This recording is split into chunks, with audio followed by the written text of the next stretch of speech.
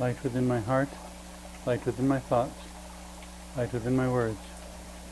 May one and all and everything, blessed and loved, ever be. Welcome. I am Sister Who.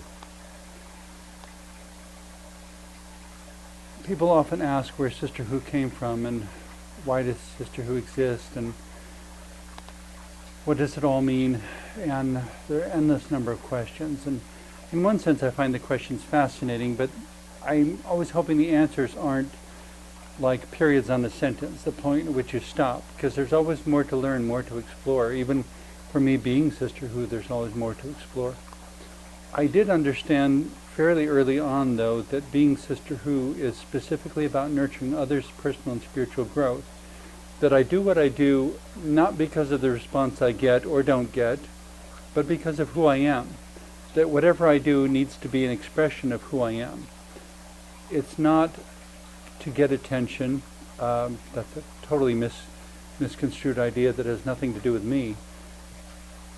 It's that these are the symbols that will tell you more about me. These are the things that show my perspective, in a sense, I guess. In the same way that I believe a person is a person is a person is a person, first and foremost, that's where it needs to start. And that all the pieces of superficial identity are layers that go over the top of that. That first we're a unique consciousness, and then we add gender, and then we add orientation, and then we add clothing, or nationality, or culture, or religion, or any number of things, or all of those things, in whatever order. But that somewhere at the heart of it all is a unique consciousness that is unlike any consciousness that has ever existed before. Because each one of us is completely unique, and therefore, I think, something to be celebrated. Too often, because the celebrating something really unique takes us beyond our comfort zone, gives us something that we don't understand completely, gives us more questions to wrestle with. There's a bit of work in it. But I guess growing up around in a farming community, for me, life always revolved around work. So it was never a problem to me to say that, what's the answer to a question? Well, you'll have to work it out. Instead of having simplistic answers, because I found time and time again the simplistic answers really weren't that effective in the long run. They would give you a way of responding in the moment. They would give you a way of placating a situation, but it was never in a particularly permanent sort of fashion. It would be like having a hole in a boat and putting a piece of duct tape across it. Well, it'll hold for a little bit. You know, if you're 5 minutes from shore, maybe you'll be okay. If you're 15 minutes from shore, you might get awful wet, and I hope you know how to swim. There's all sorts of different ways that a metaphor like that, but as Sister Who, I exist to serve, and I've always understood mine was to be a life of service, but I'm specifically always looking at the deeper levels in most people, and I don't know if that's good or bad. I guess it depends on how you look at it. Some people appreciate the insights I come up with, and some would prefer a nice, casual, easy, water skiing kind of life. And wonderful if you've been blessed with that, but I was never blessed with a water skiing sort of life. I generally go into things very optimistically and with a smile and idealistically, and I have a tentative plan that might work, and I give it my best shot, and then I run into frustration after frustration after frustration until I get to the end, just because I'm too stubborn to give up, and say, well, I guess nothing comes without a fight. And I didn't realize the first time I said that I was echoing Frederick Douglass, that without struggle there is no progress. You have to be willing to struggle, and indeed every human life begins with struggle. The mother may be drugged out of her mind so that she doesn't remember it, but there is still, giving birth to a human life is still a struggle, and in most cases, if not all cases, a very painful struggle. So we are born through a process of struggle. We are born in struggle. Why should life be any different? Except that what we do in that struggle, there's a way of getting the job done while metaphorically dancing.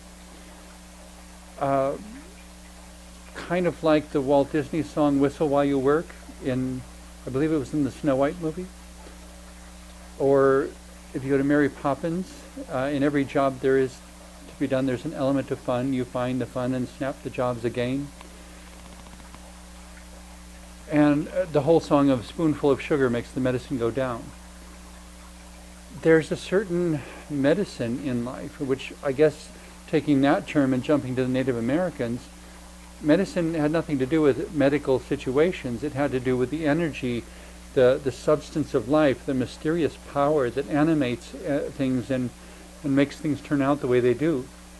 That this energy of life that can be contributed to all sorts of different works, that can be contributed to nobleness or love, or that can equally be abused and contributed to something bad. The question of having good medicine or bad medicine, I guess you might say. In the New Age circles that they refer to that as the energy of something. And science, of course, will tell us that all matter is made up of energy. It's just a question of how well we understand it and how well we know how to work with it. As Sister Who, I mean, at the time of this recording, I've been doing Sister Who or appearing as Sister Who for over 25 years now. Good heavens, where did the time go? I've climbed a lot of mountains. I've made a phenomenal number of appearances. I've done almost 400 television shows, and I don't say any of that to pat myself on the back. I'm amazed myself at how much and what a variety of experiences the work has included. But it's never been about bolstering my ego or propping me up or making me important or anything of the sort. Though I do confess to a bit of frustration at how much work it is just to get basic things done. And it would be wonderful at some point if the work were actually financially self-supporting, so that I would have some assurance of being able to do more of it, but being able to do it for as long as I'm able, instead of always wondering if this is going to be the last time, simply because the resources may not be available in the future, simply because I may not have a house to live in, or food to eat, or a car to drive, or whatever it is I need to keep doing the work. I joked with someone in the past that a minister without a congregation is a minister with a day job. Problem in my case, being autistic, is that in spite of my intelligence, I'm always a little bit quirky because I don't manage the social things very well. I interpret language literally. I'm mystified by office politics. So if there's any backstabbing going on, I'll be the last one to realize it, and I'm generally the one they'll fire in order to restabilize the office. I mean, for a while there, I tried to work as a temporary office assistant, going various places, and in every case, I exceeded the expectations of the job, and they thought it was marvelous, but the problem was I kept working myself out of a job, because I would get everything done, and then they literally had nothing left to do, because I had done it all. And I would think that somebody would be glad to have a person like that around, but apparently they didn't have any open positions to fill, or figured they could call me later or something. But so when all of that finally went by the wayside, and then I thought I was going to become a college professor, but the school I was dealing with ultimately didn't want to accommodate my autism anymore. So I was nearly finished with a doctoral program, and they pulled the rug out from underneath me, which is neither here nor there now. It's neither here nor there now, because I've just tried to move on with my life. I still keep coming back to being Sister Who. It's what I've been doing for over 25 years, and it's the closest thing I've had to a career or a vocation, but I've never been able to find anyone willing to pay me the cost of living for it. I think what I was born to be was the live-in caretaker of a spiritual retreat and conference center, but I haven't found an opening for any such position anywhere. At least not one that will have someone as creative and as anomalous as I am. But the thing to remember about Sisterhood, which I guess in the tribal sense, not just Native American tribes, but human tribes throughout history, virtually every tribal system had some equivalent of the sacred clown. That person in the tribe who would teach using metaphors and riddles and contrary actions and all sorts of things to make, the job wasn't to be contrary, the job was to make people think. And the individual clown would use whatever was available to make people think and to keep them growing so that there would not be social stagnation. Social stagnation, leads to hypocrisy and leads to people going through the motions and leads to the death of a community. It really was a very bad thing to have happen. And so that's why having sacred clowns was so important, to someone to keep the tribe inspired and moving and dancing and sometimes laughing and looking. But it wasn't about the laughter, it was about the growth. It was about seeing something new that they'd never seen before. In that sense, the sacred clown was often a mirror of society, reflecting society in a way that would make certain qualities obvious that maybe people were overlooking. Maybe people weren't realizing just how absurd they were or how absurd their society was, but they needed to in order to address the problem. In that sense, the sacred clown was kind of a whistleblower. The problem with being a sacred clown ministerially and people coming up to me saying, "So what do you present?" I could say, "Well, I present a reflection. What are you wrestling with at the moment?" Well, they wanted me to give them something prepackaged, finished idea, all neat and tidy and theologically worked out. I'm not looking for followers. I'm not looking for imitators. I'm looking to help you with whatever is going on inside of you. One of the principal challenges to that is people who are hiding from themselves. They don't want to deal with what's inside. They don't want to face their own emotions. They don't want to accept the reality of some particular abuse that's happened to them in the past. They don't want to accept that they can never go back to their homeland because it's been bombed to smithereens. And there's nothing left to go back to, unless someone else comes in after the war is finally over, scrapes the rubble and rebuilds the city. But that takes a phenomenal investment, and I don't know off the top of my head who's going to fund such an effort, but perhaps someday it really will happen. In the meantime, there will be generations of children growing up, becoming adults, having their own children who grow up and become another generation of adults under completely different contexts than what their parents knew. War has rewritten the landscape of so many lives, so many times throughout history, and throughout the greater expanse of human history. It's basically a story of one people group displacing another at various intervals. It's just a question of who's coming next and how long do we have to be here. And of course no one knows until it actually happens. And when it happens, you generally don't have a whole lot of time to react, and you try to find some way to carry on, try to figure what you're going to take with you so that the past isn't completely lost. I think the burning of the library at Alexandria was one of the greatest tragedies of human history, specifically because of the records of antiquity that were presumably kept there and what they knew that we have never been able to rediscover or to remember. And, or to verify in any way, shape, or form. It was a phenomenal tragedy. And yet the only direction we can go is forward. In one form or another, life goes on and on and on, we hope. We hope. But coming back to this challenge of people who are hiding from themselves, it's all the more tragic when you consider that some of humanity's most essential answers may be hidden within that person. But if that person doesn't even believe that they are entrusted with insights and ingenuity and treasure, and isn't willing to do the work, and isn't willing to try, and isn't willing to rise above whatever has happened to them and be more than just the sum of their experiences. To be a trailblazer into a better future than humanity could otherwise ever have. And not to let all the bankers and lawyers and small-minded people who see nothing more than a quarterly balance sheet.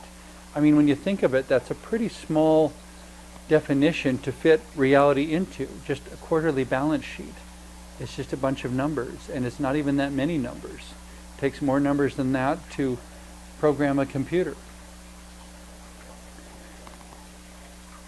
To become small enough to fit within that, to become small enough to fit within living off of the breadcrumbs that fall from rich people's tables. You know, when in fact the world is a shared space, and ultimately a person is a person is a person, and whether you're rich or poor, it's only on the presence or absence of these numbers on the page. A rich person can turn into a poor person so quickly, and especially with modern day lotteries, a poor person can turn into a rich person so quickly. All that matters, the only difference that money makes, is demonstrating how much good you can do with it. It creates opportunities, it creates possibilities. Yes, I understand that.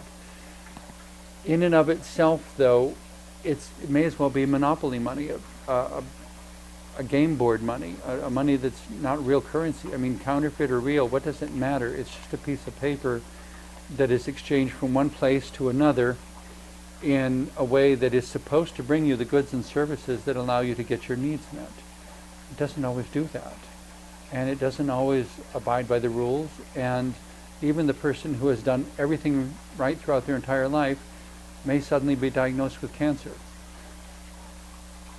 Does that mean that they should not have done what they did? Well, no. But it does mean that the future doesn't come with any guarantees, and life doesn't come with any guarantees. That being the case, we have the moment. We need to do the best we can with the moment. But for myself at least, I have to believe in the possibility of a positive future, or I lose the ability to keep marching forward. It just becomes too difficult and too exhausting. Without a sense of purpose, there is no why. I need a sense of why in order to keep going. I need the possibility that somebody may be watching this show saying, yes, I feel the same way. Thank you for saying that, when I couldn't find the words to say it. Or the person who says, yes, affordable housing really is an issue. Nobody in this country should be homeless, and the fact that there is even a single homeless person is a disgrace to our nation. You know, just as it would be a disgrace within a tribal society. That in a tribal society, everyone had a house. Maybe it was more or less luxurious, but nobody was homeless. Nobody was out in the cold. Everybody at least had a teepee or whatever version of that. Teepee, a tent, a yurt, whatever. Everybody had something. Everybody had family who would band around them because everybody depended upon everybody. As we've gotten into this current age where money is this medium of exchange, it's like we've forgotten there are people behind it. And whenever this money shows up here, it disappeared from somewhere else. And if an abundance of resources shows up here, it's because somebody somewhere else gave it, sent it, manufactured it, made it, gave their life energy to it. We have to be mindful and caring of those people if we want these goods and services to continue flowing. If we want to have enough in our lives, we have to be sure that everyone else has enough in theirs. The possibility of being enslaved to an economic system that just strips you of dreams and a personal identity and chains you to a factory line where you're manufacturing something in a way that serves no purpose in your own life except a paycheck to feed you, to make it possible for you to come back and work again. I mean, this is nothing more than a modern form of slavery. And it takes the riches of the human spirit and the beauty within that person and leaves it totally untapped. This makes no sense. I recall someone attributing the quote once to Carl Sagan that if it wasn't for all of humanity's wars, we would have reached the moon in the 1700s instead of 1968. I thought that was brilliant, and I see no reason it couldn't be completely true. War is a major setback every time it happens, and as long as it's ongoing, I don't know what there is worse than war in terms of its destruction of life, its destruction of land and creativity and everything. And yet some people think of wars as business opportunities. And if they're so convinced, I would say put them on the front lines and let them fight the war. And the rest of us will stay home and be content with sharing all the vegetables from our garden with each other. And I don't mean to make light of it. It is a tragic and terrible thing, and there are a few just wars from time to time where a country is defending its independence from oppressor, from somebody who wants to take from them what they really have no right to take. One of my primary faults with Plato, being the great philosopher that he allegedly was that his conception of community was essentially finding somebody else whose resources you could confiscate, that there had to always be someone to conquer and some other resources to take over. Plato didn't even suggest a sustainable, self-renewing community, a way in which the closed system of the earth could be populated and maintained in an ever self-sustaining way.